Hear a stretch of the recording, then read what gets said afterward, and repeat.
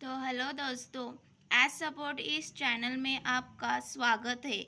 आज हम कक्षा 9वीं के जो गणित भाग 1 का अलजेब्रा का पेपर होता है, तो जो फाइनल आपका अप्रैल में पेपर होने वाला है, कुल 40 मार्क्स का, वो हम देखने वाले हैं। तो इसका उत्तर भी मैंने यहाँ कैसे लिखना है एग्ज़ाम में, परीक्षा में, तो यह भी बताया है। तो वीडियो स्किप न करके आप पूरा देखिए, तो आप इसमें 40 से 40 मार्क्स ला सकते हैं। तो देखिए मित्रों, जो आपका क्वेश्चन नंबर 1 होता है वो कुल 7 मार्क्स का होता है। इसमें आपका जो प्रश्न पहला जो ए होता है वो कुल 4 मार्क्स का पूछा जाता है और वह एमसीक्यू बेस्ड होता है। यानी इसमें क्वेश्चन पूछा जाता है, चूज द करेक्ट अल्टरनेटिव्स। आपको सिर्फ उसका ऑप्शन और उसका आंसर उत्तर लिखना होता है। आपको क्या प्रश्न लिखने की आवश्यकता नहीं है। यहाँ मैंने आपको समझने के लिए यहाँ प्रश्न दिया गया है, ताकि आपका भी अच्छे से प्रैक्टिस हो। तो आप देख सकते हैं कि पहले का जो उत्तर है वो पी इंटरसेक्शन क्यू है, वो उत्तर है और उसका ऑप्शन है डी। तो आपको ऑप्शन विथ देयर आंसर ऐसे ही एग्ज़ाम में लिखना है। यह प्रश्न लिखने की बिल्कुल भी ज़रूरत नहीं है। सेकेंड का भी वो देख सकते हैं, सी ऑप्शन 2.3 यह उसका उत्तर है। तो यह प्रत्येक प्रश्न आपको एक एक मार्क्स का, कुल आपको 4 मार्क्स यहाँ सॉल्व करने हैं। और मैंने यहाँ प्रैक्टिस के लिए आपको एक एमसीक्यू का क्वेश्चंस दिया गया है, तो यह भी आप इसका प्रैक्टिस कर सकते हैं। तो अगला क्वेश्चंस देखेंगे। क्वेश्चन वन में भी है, वह है क्वेश्चन 1B जो होता है वो कुल 3 मार्क्स का होता है, यानी कि 3 मार्क्स का होता है। और इसमें प्रत्येक प्रश्न आपको एक एक मार्क्स के लिए पूछा जाता है। यह बहुत सिंपल क्वेश्चन रहता है। आपको यहाँ एक न्यूमेरिकल्स दिया जाता है और वह सॉल्व करके लिखना पड़ता है। तो यह 1 मार्क्स का क्वेश्चंस बिल्कुल ही आसान रहता है। तो आप देख सकते हैं यहाँ मैंने आपको प्रैक्टिस के लिए 3 और क्वेश्चंस एक्स्ट्रा दिए गए हैं, ताकि आपकी अच्छी से प्रैक्टिस हो और आप फाइनल पेपर में 40 में से 40 मार्क्स लाएंगे। तो आप देख सकते हैं 1 मार्क्स का जो प्रश्न दिया गया है आपको कैसे सॉल्व करना है। कुल आपको 4 से 5 लाइन में उसका उत्तर है। तो यह स्टेप जो है वो आपको बिल्कुल भी स्किप नहीं करना चाहिए। आपको हर स्टेप लिखना परीक्षा में अनिवार्य रहता है। तो आप देख सकते हैं इसका आंसर बहुत ही छोटा है, लेकिन आपको यह कुल स्टेप्स में ही लिखना है, ताकि आपको एक में से एक मार्क्स प्रत्येक क्वेश्चंस को सही से मिलेंगे। तो यहाँ मैंने आपको 3 एक्स्ट्रा क्वेश्चंस दिए गए हैं, ताकि आपका भी अच्छे से प्रैक्टिस हो। तो आप देख सकते हैं वीडियो स्टॉप करके और आप प्रैक्टिस कर सकते हैं। अगला क्वेश्चन से क्वेश्चन 2 होता है, वो कुल आपको 6 मार्क्स के लिए पूछा जाता है और इसमें से आपको 3 क्वेश्चंस दिए जाते हैं और आपको 3 दिए गए पूरे क्वेश्चंस आपको सॉल्व करने पड़ते हैं। और कुल यह प्रत्येक प्रश्न 2 मार्क्स के लिए पूछा जाता है। तो आप देख सकते हैं यह डेफिनेशन ऑफ सेट, यह 1 मार्क्स के लिए पूछा गया है। और अगला जो उसमें से उप प्रश्न है वो भी आपको एक एक मार्क्स के लिए पूछा गया है। आपको सेट बिल्डर फॉर्म आपको दिए गए सेट का लिखना है। तो यह उसका सही आंसर है। तो आप देख सकते हैं इसका भी यह सही आंसर है। यह कुल पहला प्रश्न 2 मार्क्स के लिए पूछा जाता है। अगला भी प्रश्न जो है वो भी 2 मार्क्स के लिए ही पूछा जाता है। इसमें आपको क्या करना है कि let the cost price of watch, आपको वॉच का कॉस्ट प्राइस यह निकालना है। तो यह स्टेप्स आपको लिखना ही अनिवार्य है परीक्षा में। तो यह देख सकते हैं कि let the cost price of watch is C. The first selling price is SP1 is at 80% loss. So SP1 is equal to C minus 0.18 C is equal to 0.82 C. The second selling price SP2 is rupees 100 more than SP1 means selling price 1 resulting in 7% profit. So SP2 is equal to SP1 plus 100. SP2 is equal to C plus 0.07, C is equal to 1.07 C. Substitute SP1 into the second equation. So 1.07 C is equal to 0.82 C plus 100. 1.07 minus 0.82 C is equal to 100.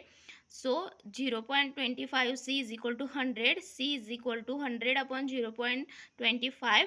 So C is equal to 400. The cost price of watch is 400 rupees 400. तो आपको यहाँ unit लिखना अनिवार्य है ताकि आपको कुल अंक मिलेंगे, नहीं तो आपके मार्क यहाँ कट हो जाएंगे। इसलिए आपको क्या करना है, ऐसे ही स्टेप्स लिख के आपको 2 मार्क्स यहाँ लाने हैं इस अलजेब्रा के बीजगणित के आपके पेपर में। अगला क्वेश्चन है वो भी आपको 2 मार्क्स के लिए पूछा जाता है। इसमें आपको क्या करना है, दिए गए एक्सप्रेशन को आपको सॉल्व करना है। तो आप देख सकते हैं हर स्टेप्स को। तो √30 जो है वो आपको डिवाइड किया गया है √5 इंटू √6, इसका मतलब है √30। सो द एक्सप्रेशन बिकम्स क्या होता है, तो आप देख सकते हैं 5 इंटू √6 प्लस √6, यह दो वैल्यू कंबाइन करके जो टर्म्स आती है वो आती है 6 इंटू √6। सो यह बिल्कुल ही आसान सवाल है ताकि आप सॉल्व कर सकते, बिल्कुल ही 2 मार्क्स इसमें आप ला सकते हैं आसानी से। एक जो आपका जो क्वेश्चन 2 होता है वो कुल 6 मार्क्स का यानी 6 मार्क्स के लिए पूछा जाता है।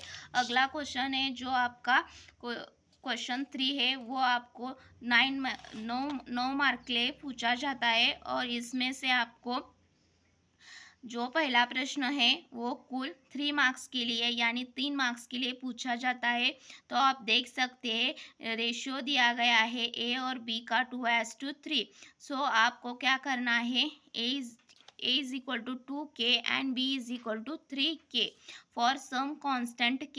एक्सप्रेशन क्या हो दिया गया है 5A² minus 3B² upon 5A² plus 3B²। तो आपको क्या करना है, ए का वैल्यू यहाँ सब्सटीट्यूट करना है यानी 2K यहाँ लिखना है ए के जगह, और बी के जगह क्या लिखना है 3K लिखना है। और जो आपका जो एक्सप्रेशन में जो वैल्यू डालकर आपको क्या आंसर आता है, तो आप देख सकते हैं के स्क्वेयर को कैंसिल होता है यानी काट, तो आंसर आपका आता है -7/47।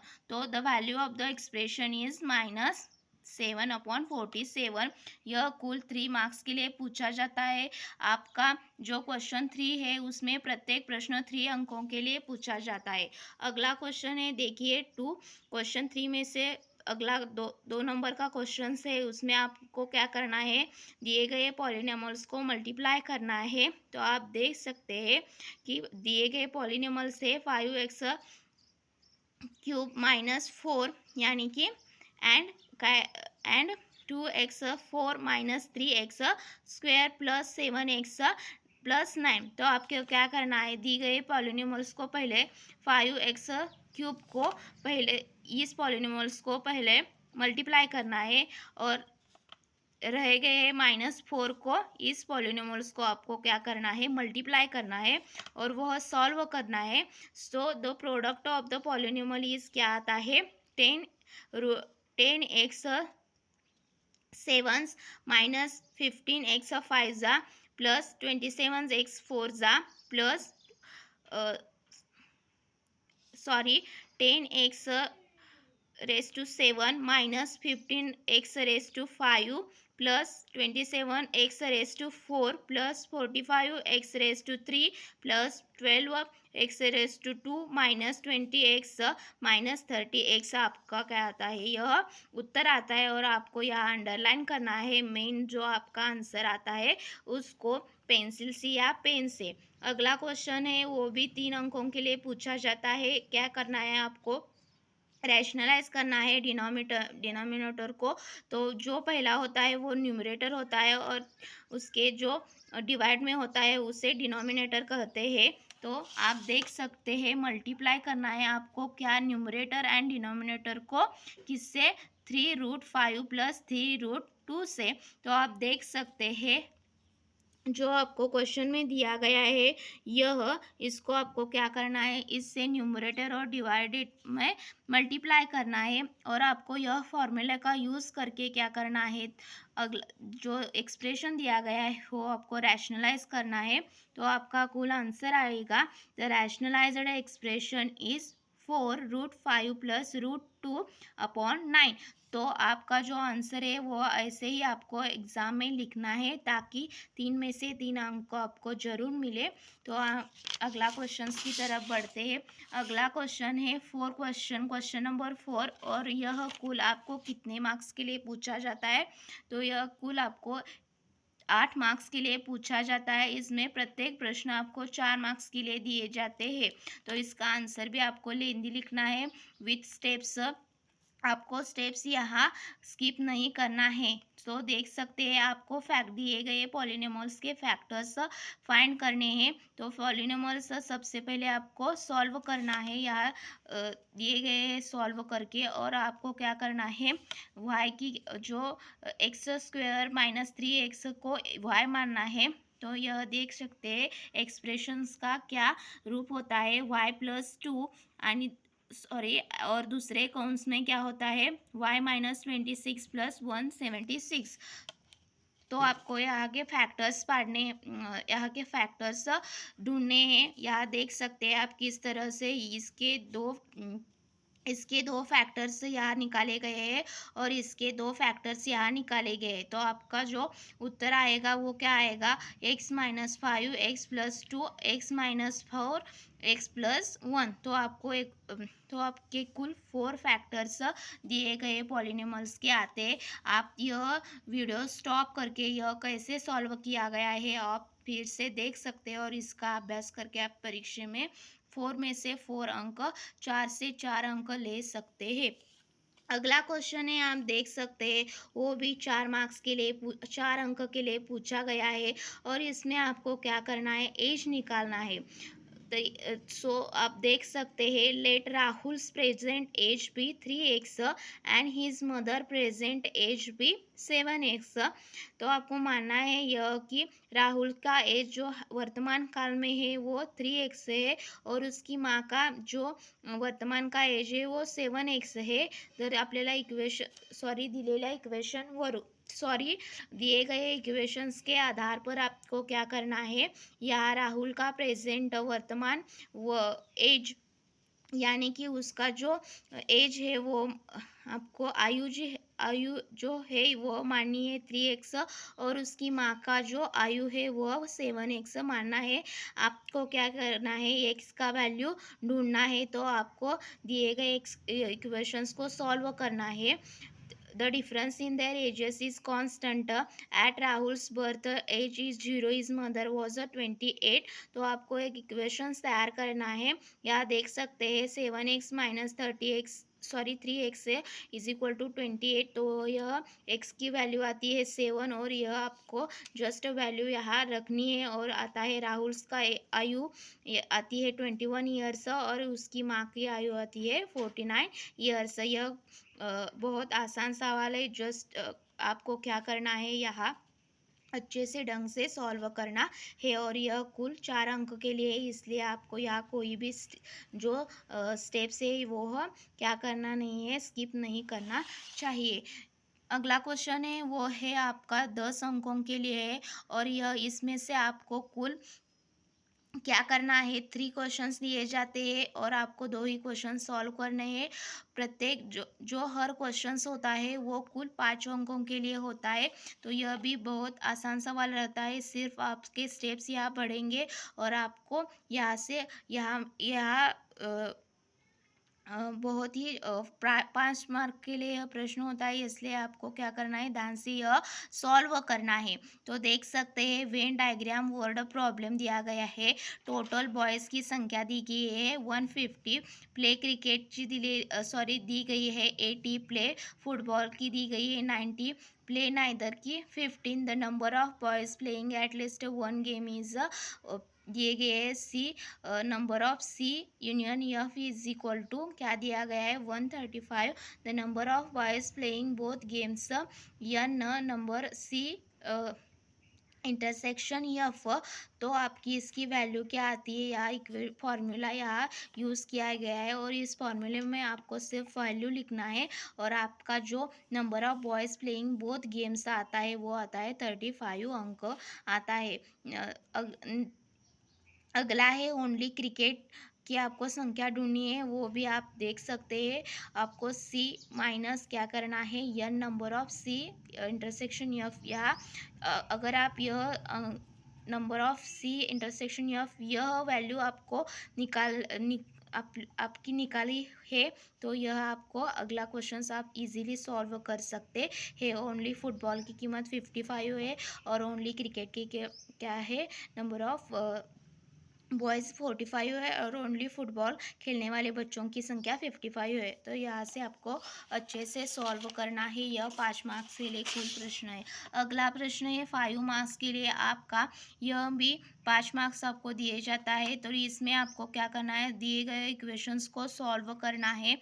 तो यहाँ देख सकते हैं, आपको सबसे पहले राइट हैंड साइड को यहाँ 7y से क्या करना है, डिवाइड करना है, यानी न्यूमरेटर को भी और न्यूमरेटर और डिनोमिनेटर को 7y से पहले से मल्टीप्लाई करना है। देन आपको यह थ्योरम यूज़ करना है, A minus C B minus D, और आपको यह वैल्यू पुटअप करनी है और आपको यह सॉल्व करना है। तो आपका y का जो वैल्यू है वो आता है आपका 19/10 और 1.9। तो आपको यह वीडियो स्टॉप करके यह देखना है कि कैसे सॉल्व किया है और सिर्फ आपको वैल्यू पुटअप करनी है। आप इसका अपने बुक पर सराव कर सकते हैं फिर से लिख के, और ऐसे ही आप लोग को न्यूमेरिकल सब फिर से सॉल्व करने हैं ताकि आपकी अच्छे से प्रैक्टिस हो। अगर आपको यह वीडियो अच्छा लगा हो तो लाइक करके जाना।